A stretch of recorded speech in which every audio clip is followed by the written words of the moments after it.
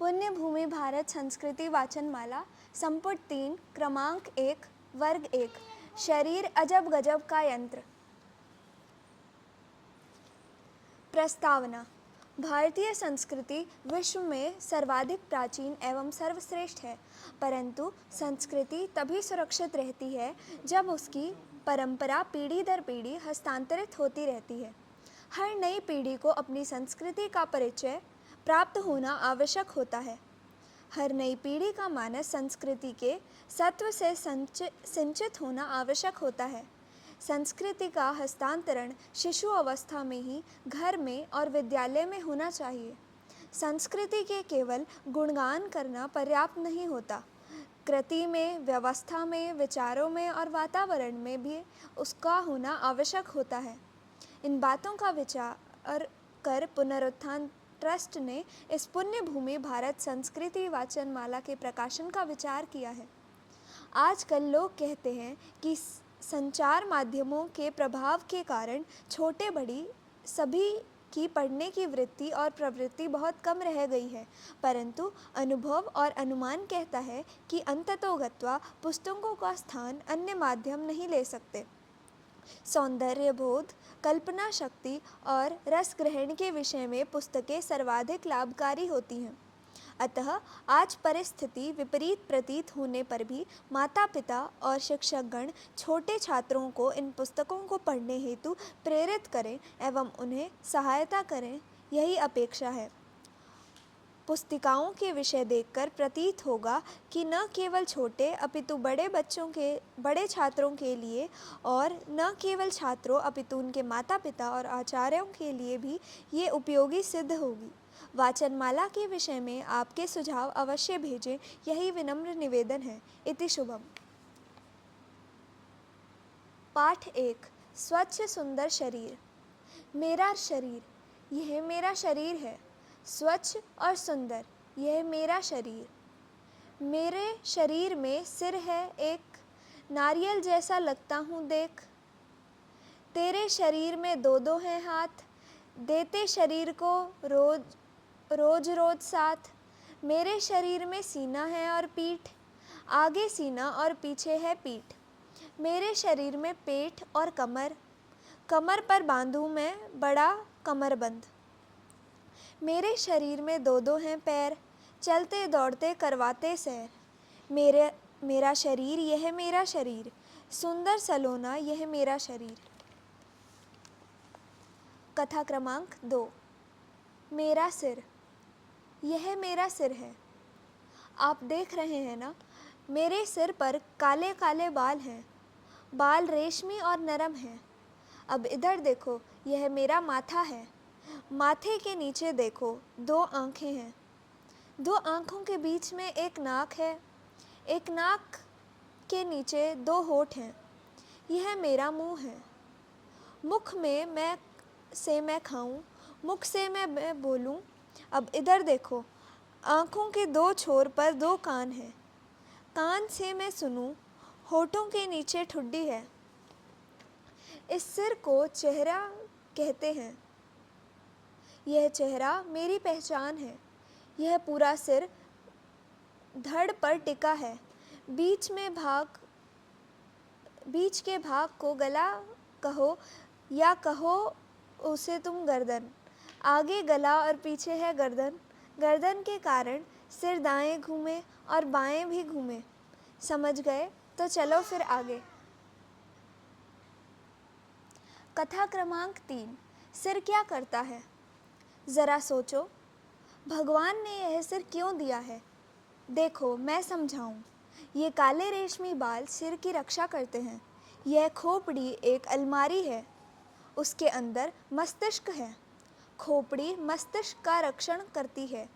दोनों आँखें देखने के लिए हैं, यह तो आप जानते ही हैं। नाक सूंघती है, नाक श्वास लेती है। मुख खाता है, मुख बोलता भी है। कान सुनते हैं। ठुड्डी होती है निचले जबड़े का निचला मोड़। इसी के कारण मुंह खुलता है और बंद होता है। गले में स्वर की पेटी है। मैं बोलता हूँ तो स्वर की पेटी बजती है। पेटी बजती है तो मुंह से स्वर निकलता है। मुझे मेरी स्वर की पेटी बजानी आती है। आपको आती है क्या? गर्दन के कारण सिर आगे झुकता है, पीछे झुकता है, दाएं मुड़ता है, बाएं मुड़ता है, पर पूरा गला कभी नहीं घूमता। गर्दन की यह है यही कमाल। इसके बिना न होता कुछ काम। सिर रखता है अकड़ा अकड़ा, जैसे इसे किसी ने पकड़ा। अध्याय 4 मेरा धड़। अब हम धड़ की बात करें। हाथ, पैर, कमर, पेट और सीना, इन सब का समावेश धड़ में ही होता है। मेरे दो दो हाथ हैं, दायां हाथ और बायां हाथ। पर दायां कौन सा और बायां कौन सा, यह जानना तो एकदम सरल है। आपका एक हाथ अपनी छाती पर रखो, देखो कुछ हुआ? जिस तरफ धक धक होता है वह बायां भाग और उस तरफ का हाथ बायां हाथ। बाईं तरफ छाती के पिंजरे में हृदय है, वह धड़कता है, इसलिए धक धक सुनाई देता है। अब इस हाथ को देखो और पहचानो। यह है कंधा, कंधे के नीचे बाह और उससे नीचे कोहनी। और फिर है हाथ, हाथ को है हथेली, हाथ और हथेली को जोड़ती कलाई। हथेली को है 4 उंगलियां और 1 अंगूठा, परंतु पांचों को कहते तो हैं उंगलियां ही। उंगली का ऊपरी भाग है पोर, पोर के पीछे है नाखून। दोनों हाथ कंधे से झूलते हैं, आगे झूलते हैं, पीछे झूलते हैं, फिर गोल गोल घूमते हैं, ऊपर जाते नीचे जाते, फिर अदब लगाकर गूंथ जाते। मेरे हाथ हैं मेरे कारीगर, मेरे कुशल साथी, मैं कहता जाऊं वे करते जाएं। अब बताइए, आपके हाथ कुछ काम करते हैं? मेरे दोनों हाथ बहुत सारा काम करते हैं। क्या क्या काम करते हैं?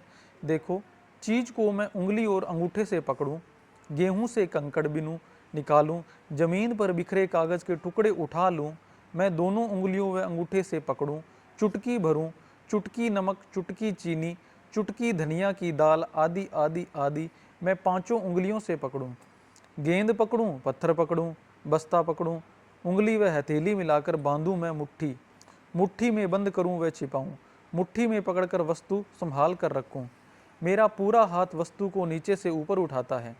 मेरा हाथ वस्तु को फेंकता है, गेंद फेंकता, पत्थर फेंकता, खिलौना फेंकता, दूसरों का फेंका हुआ पकड़ता भी है।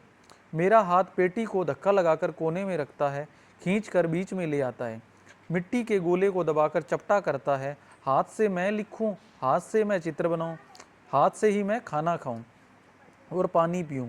हाथ ही तो थप्पड़ मारता, वही प्यार से सहलाता भी। आहा हा, कितने सारे काम हाथ करते हैं, इसलिए मैं उनका जतन कर संभालता हूँ। आप भी उसके अन्य कामों का पता लगाइए। अध्याय 5 मेरा सीना और पीठ। यह मेरा सीना है, इसे छाती भी कहते हैं। कंधे से पेट तक का भाग है सीना, सीने के पीछे का भाग है पीठ। कंधे से पेट और सीने से पीठ तक एक पेटी बनती है। यह पेटी ऊपर और नीचे की ओर खुलती है, परंतु चारों तरफ से बंद है। ऊपर की ओर गले में खुलती है तो नीचे की ओर उदरपटल है। उदरपटल है पेट का पर्दा। यह पूरी पेटी एकदम मजबूत है, आसानी से टूटती नहीं, फूटती नहीं। यह देखो, सीना एक पिंजड़ा ही है, सलाखों वाला पिंजड़ा है। हड्डियों से बनी सलाखों को पसलियां कहते हैं। ये पसलियां भी गद्दी और चद्दर से ढकी है। गद्दी है मांस और चद्दर है चमड़ी। इस वज्र जैसी मजबूत पेटी में क्या भरा हुआ है? इसमें फेफड़े और हृदय हैं। ये दोनों बहुत कीमती हैं, इसलिए उन्हें मजबूत पेटी में संभाल कर रखा गया है। पीठ के नीचे छोटे छोटे मनकों की माला है।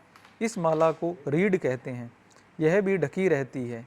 मेरा सीना है मेरी ताकत, मेरा सीना है मेरी शान, मेरी पीठ है मेरा सहारा, मेरा आधार।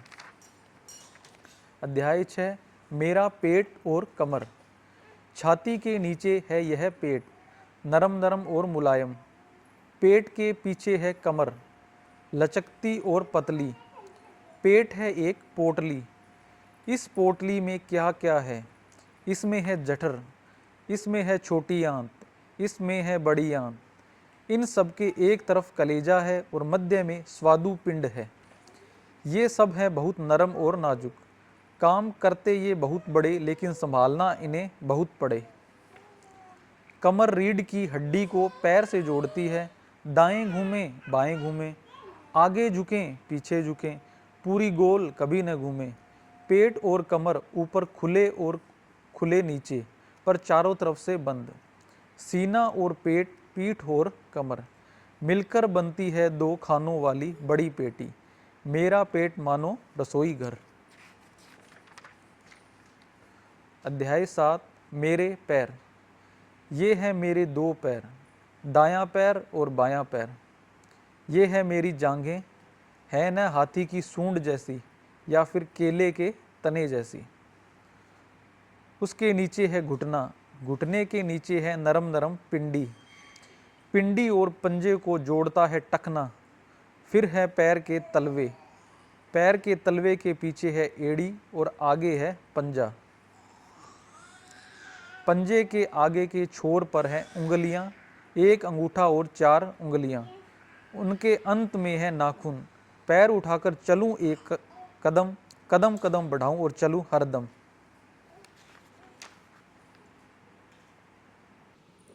कथा क्रमांक 8। पैर क्या करते हैं। ये मेरे दोनों पैर क्या क्या करते हैं। पैर चलते हैं, पैर कूदते हैं, पैर दौड़ते हैं। आगे सीधा चले, कभी कभी पीछे उल्टा भी चले, धीरे चले तो कभी तेज भी चले, धीरे दौड़े तो कभी तेज भी दौड़े, इधर उधर दौड़ा दौड़ी करे, ऊंचा कूदे और लंबा कूदे, एक कूदे दोनों कूदे, खड़ा आए खाई आए, खड्डा आए खाई आए तो भी कूदकर पार हो जाए।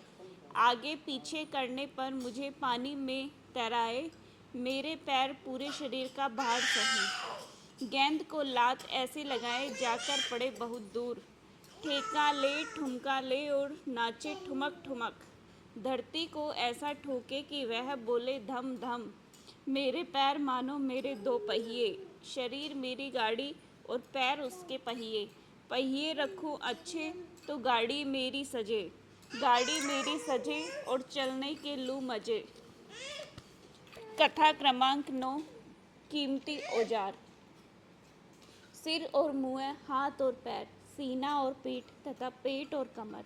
शरीर मेरा काम करे भरपूर, आंखें देखे और कान सुने, जीभ चखे और दांत चबाए, मुंह खाए और नाक सूंघे, हाथ काम करे और पैर चले, फेफड़े श्वास